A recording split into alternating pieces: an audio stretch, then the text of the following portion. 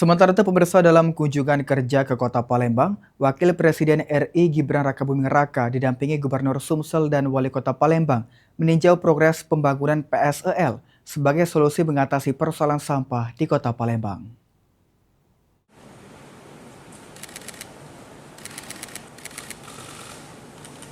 Tinjau progres pembangunan tempat pengelolaan sampah menjadi energi listrik atau PSEL di Kota Palembang, Wakil Presiden RI Gibran Rakabuming Raka didampingi Gubernur Sumsel dan Wali Kota Palembang memastikan pembangunan PSEL dapat menjadi solusi permasalahan sampah yang saat ini terjadi di Kota Palembang.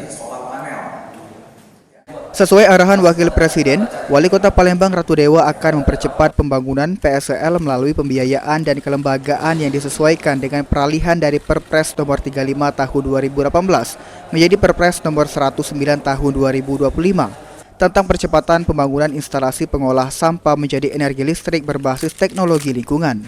Selain IT, pemerintah Kota Palembang akan berkoordinasi bersama pemerintah Provinsi Sumatera Selatan terkait rencana perbaikan jalan menuju PSEL hingga kebutuhan operasional armada truk pengangkut sampah.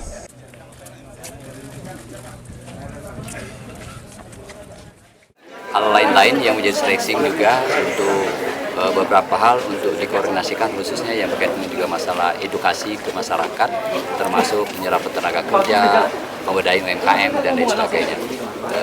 Tentunya beberapa hal yang menjadi catatan termasuk armadanya juga nanti kita koordinasi dengan pemerintah provinsi, termasuk perbaikan jalan.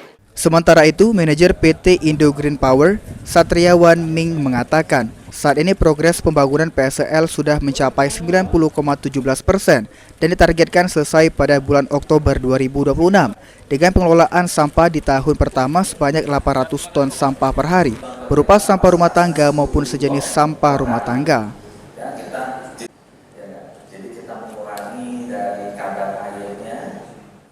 Ya, jadi dari pihak Wapres juga menunjukkan keantusiasan karena ini merupakan yang pertama di Indonesia untuk insinerator. Ya.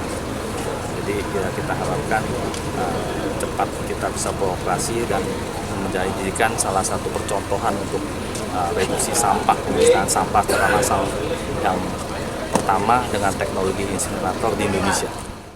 Dari 800 ton sampah per hari ditargetkan maksimal dapat menghasilkan energi listrik 20 MW yang akan disambungkan ke jaringan utama di wilayah perkotaan sebesar 17,7 MW.